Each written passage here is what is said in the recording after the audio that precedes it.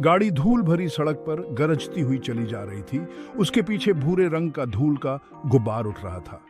अंदर महेश शर्मा ने steering wheel पकड़ा हुआ था। उनके अंदर अतीत की यादें और आगे क्या होगा इस बात का मिला जुला एहसास था।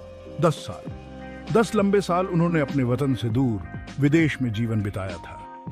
अब वह अपनी पत्नी रेखा और अपने बेटे अमित के साथ उस जगह वापस आ गया था जहां उसकी जड़ें थीं। जैसे ही उन्होंने गांव में प्रवेश किया, महेश पर पहचान की लहर दौड़ गई। पुरानी चाय की टपरी, फैला हुआ बरगद का पेड़, संकरी गलियों में लगे जाने पहचाने चेहरे। ऐसा लग रहा था जैसे समय ठहर गया हो। रेखा ने उसका हाथ थाम लिया। उसकी आंखें उसकी भावनाओं को दर्शा रही थी। उनकी यात्रा लंबी थी, लेकिन आखिरकार वे घर आ ही गए। हालांकि अमित के लिए यह एक बिल्कुल नई दुनिया थी। 12 साल के अमित को अपने गांव की अस्पष्ट यादें ही थी। उसका जीवन उस शहर की चहल पहल तक ही सीमित था जिसे उन्होंने पिछले 1 दशक से घर कहा था। फिर भी एक अजीब सी खींच थी, एक अकथनीय उत्साह जो उसके भीतर बुदबुदा रहा था। शायद यह उसके पिता द्वारा बुनी गई कहानियां थीं, बचपन के कारनामों और गांव के जीवन की सरल खुशियों की कहानियां, जिन्होंने उसके युवा मन में जड़ें जमा ली थी। या शायद यह कुछ और गहरा था, उसकी विरासत से एक ऐसा जुड़ाव जो समय और दूरी से परे था। जैसे ही वे अपने पुश्तैनी घर, आम के पेड़ों के बीच बने एक छोटे से साधारण से घर के पास रुके, अमित को अपनेपन का एक अजीब सा एहसास हुआ। हवा में चमेली और लकड़ी के धुएं की गंध फैली हुई थी, जो उस ठोस जंगल से बहुत दूर थी जिसका वह आदी था। लेकिन यह अजीब तरह से सुकून देने वाला लग रहा था, जैसे एक लंबे अलगाव के बाद एक गर्मजोशी से भरा आलिंगन। उसके बाद के दिन गतिविधियों से भरे हुए थे। रिश्तेदार उन पर टूट पड़े, उनकी आवाजें तेज थीं और हंसी संक्रामक थी। अमित शुरू में नए चेहरों की भारी संख्या से अभिभूत था, जल्द ही खुद को उनकी गर्मजोशी और स्नेह से घिरा हुआ पाया। उसने घर के हर नुक्कड़ और क्रेन की खोज की। उसकी उंगलियां फीके रंग और घिसे पिटे फर्नीचर पर घूम रही थीं। हर स्पर्श बीते हुए समय की कहानियों को फुसफुसा रहा था। उसके दिन दूसरे बच्चों की संगति में बीतते थे। उनकी हंसी आम के बाग में गूंजती थी, क्योंकि वे पारंपरिक खेल खेलते थे। उनके नंगे पैर धूल उड़ाते थे। वीडियो गेम और गैजेट्स के आदी अमित को इन साधारण सुखों में मुक्ति का एक अजीब सा एहसास हुआ। उसने बंदर की फुर्ती के साथ पेड़ों पर चढ़ना, गांव के तालाब में एक अस्थायी छड़ी से मछली पकड़ना और सूरज की स्थिति से समय बताना सीखा। रातें एक अलग तरह के जादू से सराबोर थी।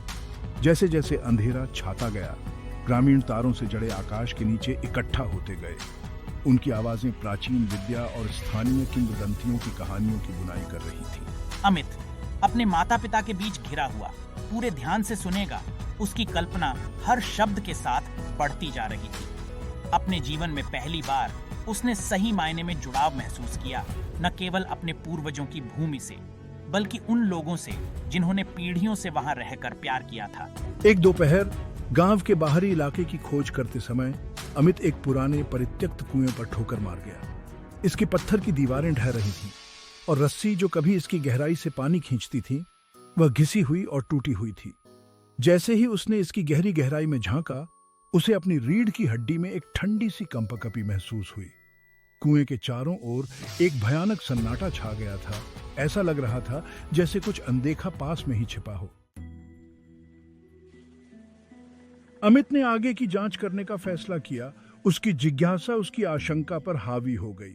जैसे ही वह सतर्कता से कुएं के पास पहुंचा, उसने देखा कि एक छोटी सी आकृति उसके किनारे पर बैठी है। उसकी पीठ उसकी ओर है। यह एक लड़की थी। उसके लंबे काले बाल उसकी पीठ पर रेशमी झरने की तरह लहरा रहे थे। उसने फीकी नीली पोशाक पहनी हुई थी, जिसका कपड़ा जगह जगह से फटा हुआ था। हेलो, अमित ने तुरंत फोन किया। लड़की नहीं मुड़ी। वह गतिहीन रही। उसकी निगाहें दूरी पर किसी चीज पर टिकी रहीं। अमित एक कदम और पास आया। उसका दिल उसकी छाती में तेज हो रहा था। क्या तुम ठीक हो? उसने पूछा। उसकी आवाज फुसफुसाहट से थोड़ी ही ऊपर थी। इस बार लड़की ने धीरे से अपना सिर घुमाया। उसकी निगाहें अमित से मिली। वे बड़ी और गहरी थीं, लेकिन उनमें एक खाली निगाह थी, जैसे वह उसे देख रही हो न कि उसे। उसके होंठ एक अजीब, विचलित करने वाली मुस्कान में अलग हो गए थे। तुम यहाँ क्यों हो? लड़की ने पूछा। उसकी आवाज मुश्किल से सुनाई दे रही थी। अमित झिझका, समझ नहीं पा रहा था कि क्या जवाब दे।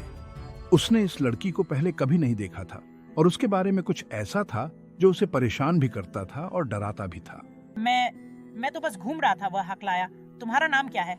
लड़की की मुस्कान चौड़ी हो गई, लेकिन वह उसकी आंखों तक नहीं पहुंची। तुम जल्द ही जान जाओगे, वह फुसफुसाई। इससे पहले कि अमित उससे आगे कुछ पूछ पाता, लड़की उठी और कुएं को घेरे हुए घने पत्ते में गायब हो गई। अमित एक पल के लिए वहीं खड़ा रहा।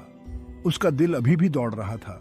बेचैनी की एक अजीब सी भावना उस पर छा गई। उसने कभी भूतों पर विश्वास नहीं किया था, लेकिन लड़की की बातों, उसके हाव भाव में कुछ ऐसा था जिसने उसे बहुत परेशान कर दिया था। उस रात अमित अपनी नींद में करवटें बदलता रहा, कुएं पर अजीब लड़की की याद को मिटाने में असमर्थ। उसकी छवि उसकी खाली आंखों और विचलित करने वाली मुस्कान के साथ उसकी आंखों के सामने चमकती रही। हर बार उसकी रीढ़ की हड्डी में कंपकंपी दौड़ गई। उसने खुद को यह बताने की कोशिश की कि यह सिर्फ उसकी कल्पना थी, कि गांव के प्रेत बाधित होने की कहानियां अंधविश्वास से ज्यादा कुछ नहीं थी। लेकिन गहरे में उसके पेट में डर का एक गांठ कस गया। कुछ तो अलग था। वह इस पर ठीक से उंगली नहीं रख सका, लेकिन उसने अपने भीतर एक बदलाव महसूस किया। उसके अस्तित्व में एक सूक्ष्म बदलाव जिसे वह समझा नहीं सका। उसके सपने फुसफुसाहट और परछाइयों से प्रेत बाधित थे और वह हाँफते हुए उठता। उसका दिल तेज हो रहा था। उसके शरीर पर ठंडा पसीना चिपक रहा था। अगली सुबह अमित के माता पिता ने उसमें एक बदलाव देखा। वह पीछे हट गया था और चुप था। उसका सामान्य जोश एक अजीब सी खामोशी से बदल गया था। उसने खाने से इनकार कर दिया। उसका खाना उसकी थाली में ही पड़ा रहा। उसकी आंखें, जो कभी जीवन से चमकती थीं, अब मंद और दूर दिखाई दे रही थीं, मानो उन पर कोई पर्दा पड़ गया हो। पहले तो महेश और रेखा ने इसे घर की याद समझकर खारिज कर दिया। आखिर अमित ने अपनी जिंदगी का ज्यादातर समय बिल्कुल अलग माहौल में बिताया था। उसके लिए तालमेल बिठाने में कुछ समय लगना स्वाभाविक ही था। लेकिन जैसे जैसे दिन रात में बदलते गए और अमित के स्वास्थ्य में सुधार के कोई संकेत नहीं दिखे, उनके दिलों में एक अजीब सी आशंका घर करने लगी। कुछ गड़बड़ थी, बहुत गड़बड़ थी। एक शाम जब मेरे माता पिता मेहमानों में व्यस्त थे, मैं चुपके से घर से निकल गया। मैंने उस परित्यक्त कुएं की ओर एक अकथनीय खिंचाव महसूस किया। एक ऐसी शक्ति जिसे मैं समझ नहीं पाया, लेकिन विरोध नहीं कर सका। जैसे ही मैं कुएं के पास पहुंचा, हवा भारी हो गई, एक अनदेखी ऊर्जा से भर गई। चमेली की गंध, जो आमतौर पर मीठी और मादक होती थी, अब मुझे घुटन भरी लग रही थी, लगभग घुटन भरी। मैं कुएं के किनारे पर खड़ा हो गया, उसकी गहरी गहराई में झांक रहा था, लेकिन लड़की कहीं दिखाई नहीं दे रही थी। तभी मेरी नजर कुछ ही दूरी पर एक जीर्ण शीर्ण मकान पर पड़ी, जिसकी खिड़कियां बंद थीं। इसकी दीवारें रेंगने वाली बेलों से ढकी हुई थीं। मैंने इस घर को पहले भी अपनी पिछली खोजों पर देखा था, लेकिन मैंने हमेशा इसे एक विस्तृत स्थान दिया था। इसकी उजाड़ उपस्थिति पूरी तरह से त्याग दिए जाने की हवा के बारे में कुछ मुझे बेचैनी से भर देता है। हालांकि आज एक अज्ञात शक्ति द्वारा खींचे गए मैंने खुद को घर की ओर चलते हुए पाया। जैसे ही मैं उसके पास पहुंचा, मैंने एक धीमी फुसफुसाहट सुनी, जैसे पत्थर के खिलाफ रेशम की सरसराहट। ऐसा लग रहा था जैसे घर के भीतर से आ रही हो, मुझे अपने करीब बुला रही हो। झिझकते हुए मैंने चरमराते हुए गेट को धक्का दिया और ऊंचे ऊंचे आंगन में कदम रखा। आंगन के अंदर की हवा सड़न की गंध से भरी हुई थी और सन्नाटा लगभग बहरा कर देने वाला था। केवल झींगुरों के चहचहाने और पत्तों की सरसराहट से ही टूटता था। मुझे अपनी रीढ़ की हड्डी में ठंडक महसूस हुई, लेकिन मैं दबा रहा, एक अनदेखी शक्ति द्वारा खींचा गया। मैं सामने के दरवाजे पर पहुंचा। उसका पेंट छिल रहा था, उसकी सतह पर मकड़ी के जाले लगे हुए थे। मैं एक पल के लिए झिझका। मेरा हाथ कलंकित दरवाजे की घुंडी पर मंडरा रहा था। हिम्मत जुटाकर मैंने दरवाजा खोला।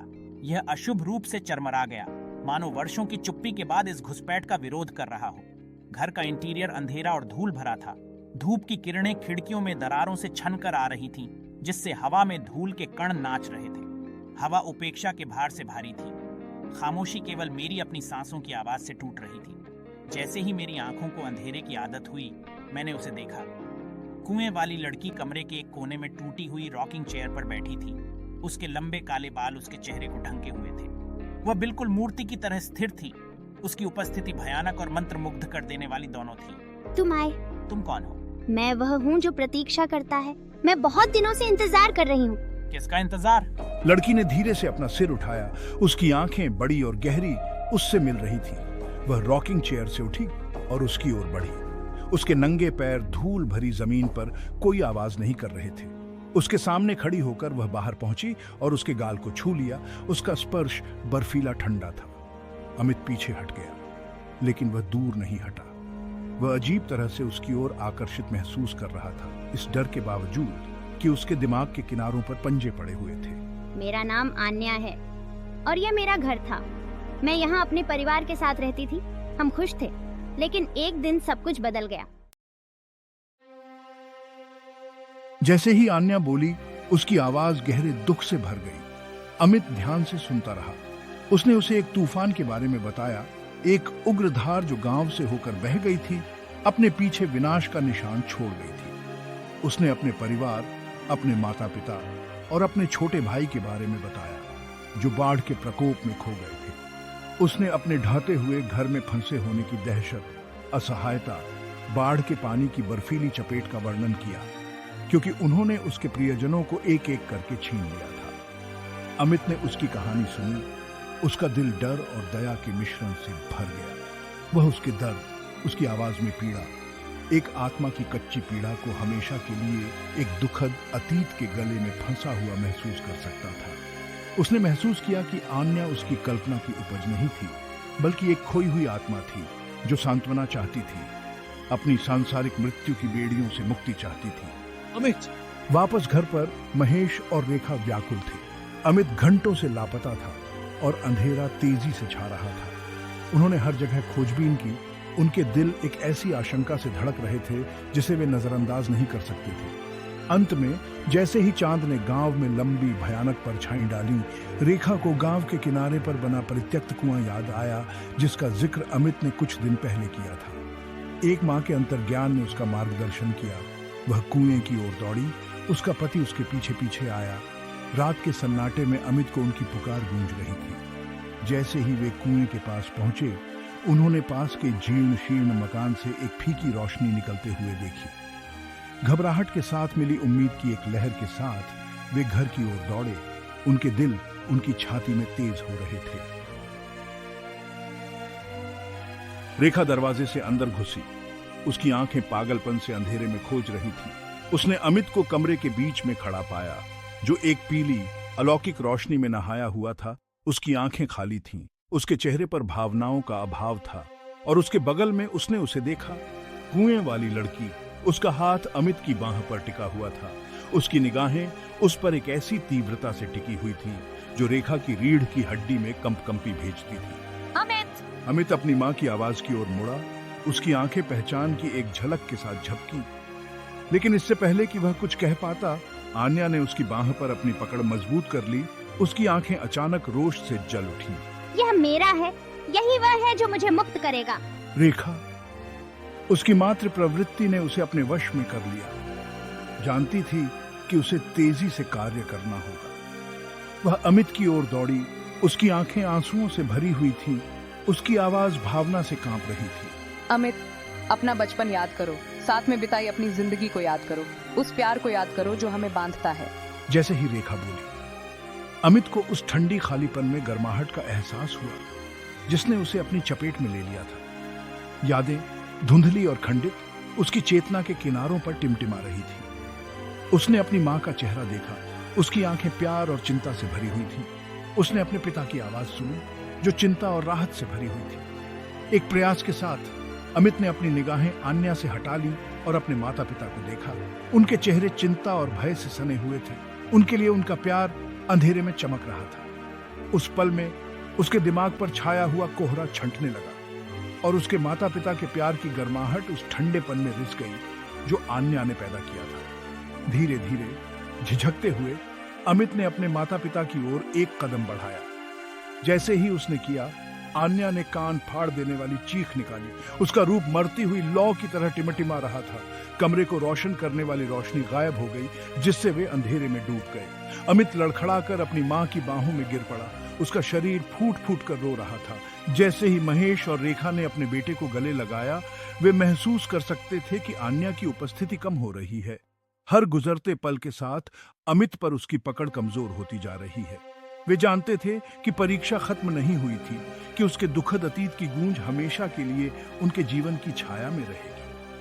लेकिन वे यह भी जानते थे कि उनके बेटे के लिए उनका प्यार, उनके पारिवारिक बंधन की मजबूती में उनका अटूट विश्वास उसे मौत से भी बदतर स्थिति से बचा लिया था। अमित, उसका दिमाग अभी भी अनुभव से जूझ रहा था। अपने माता पिता से चिपक गया। उनकी परिचित उपस्थिति अंधेरे में आशा की किरण थी। उसने रसातल में देखा था, एक खोई हुई आत्मा की बर्फीली पकड़ को महसूस किया था, लेकिन वह अंधेरे से उभरा था, हमेशा के लिए बदल गया था, हमेशा के लिए मुठभेड़ से चिह्नित था, लेकिन अंततः अपने परिवार के साथ फिर से जुड़ गया। उसकी भावना अटूट थी।